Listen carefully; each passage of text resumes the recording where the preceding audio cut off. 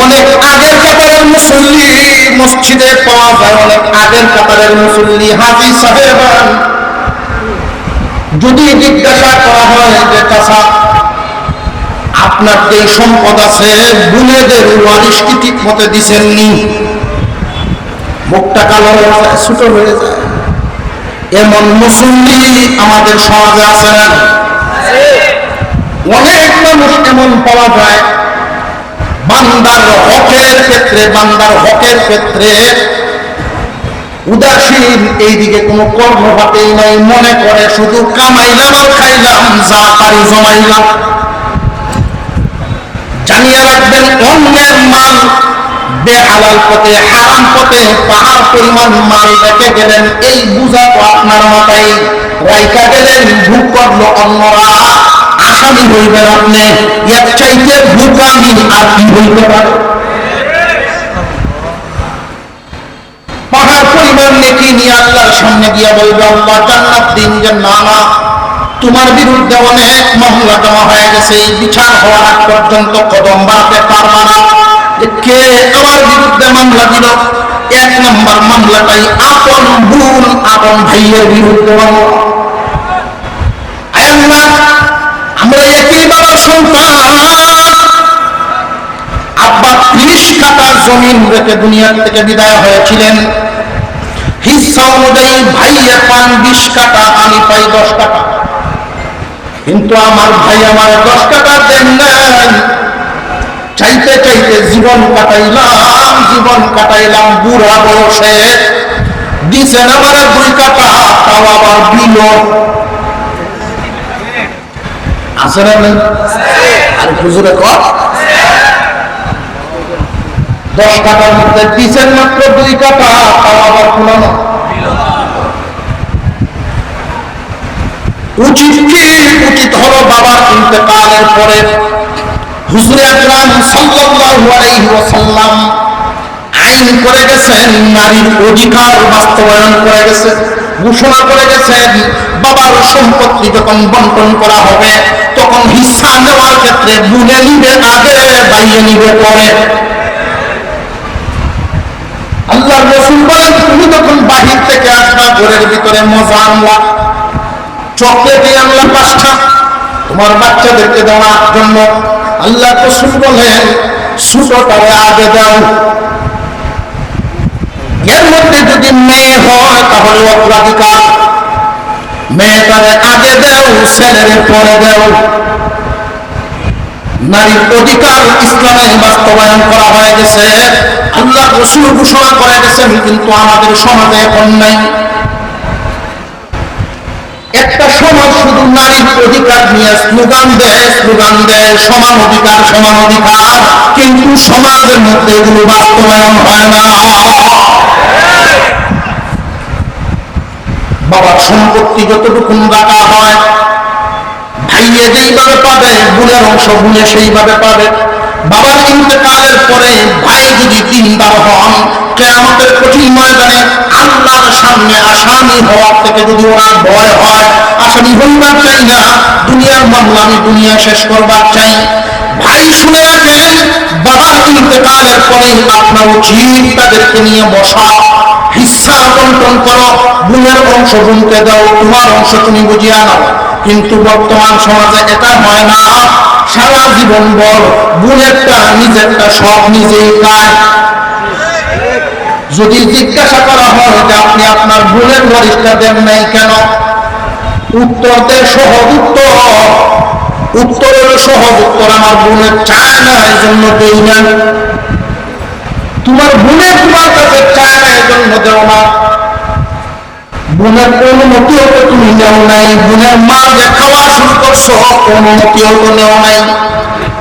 তুমি যে হাল খাওয়া শুরু করলা, তুমি কার অনুমতি নিলা? জানিয়ে রাখবেন বাবার ইন্তেকালের পরে বোনের মাল বোনকে বুঝায় দেওয়া আপনার উপরে দায়িত্ব। কারণ আপনি ছেলে, এই বাড়ির মালিক, আপনি বোনকে বুঝায় বলবেন এই হিস্সা তোমার। বোনে যদি স্বেচ্ছায় বলেন আমারটা এখন নিব না, আপনি কারণ সময় যখন হবে তখন আমি চায়া নিব, এরপর থেকে আপনার এই জমিতে হাল বাওয়া চাষ করা আপনার জন্য জায়েজ। এর আগ পর্যন্ত বোনের অনুমতি ছাড়া জবরদখল করে যে বোনের ওয়ারিশ খাইতেছে হাওরের ডাকাতি, আর এই ডাকাতিতে কোনো রেশন নয়।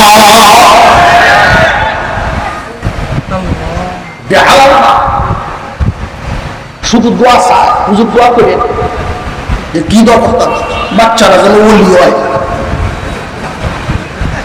বাচ্চা কাচ্চা ওলি হইব আরাম করে, যে আমি তো সুদ খাই না, সুদে শুধু আরাম তোমার চোখে ভাসতেছে আর বোনের ওয়ারিশ ঠকায় দেখাইতেছ, ওইটা তোমার চোখে আরাম হবে না। মানুষ এখানে আরাম নেই করে না, ভুলে গেছে। বরং সমাজের একদল মানুষ একটা কথা সমাজে ছড়ায় আছে, ওয়ারিশ মিলে সয় না। আসলে না সমাজে ওয়ারিশ নিলে হয় না। জানিয়ে রাখবেন যেটা সয় না আল্লাহ এমন বিধান দেন না। বান্দার যেটা সয় না লা ইউকাল্লিফু নাফসান ইল্লা উসআহা। জানিয়ে রাখবেন বান্দা সইতে পারে না, বান্দার জন্য ক্ষতিকর এমন কোন বিধান ইসলামে ওয়ারিশ মিলে সয় না। এই কথা কয় তারা ভুলরে জীবন দিব যারা, আরো জোরে কর। কিন্তু রাতের বেলা দেখবেন বউরে আবার ঠিকই কুচাকুচি করে, তরটা তুই আনস না কেন লাগে, এমন ব্যাপার আছে না? নিজে বুঝে শুনো আমার পর একটা কিনারাও বুঝে না। বুড়া বেড়ায় কলা রয়েছে, অসুবিধা হইতেছে না তো? তো একজন মানুষে দেখতে কইলো চাচা আপনি যেমনে এই রোদের মধ্যে বিক্রি করতেছেন আমার মায়া লাগতেছে, সবগুলো আমার একসাথে দাঁড়ায় গণ্যে দেওয়া শুরু করছে।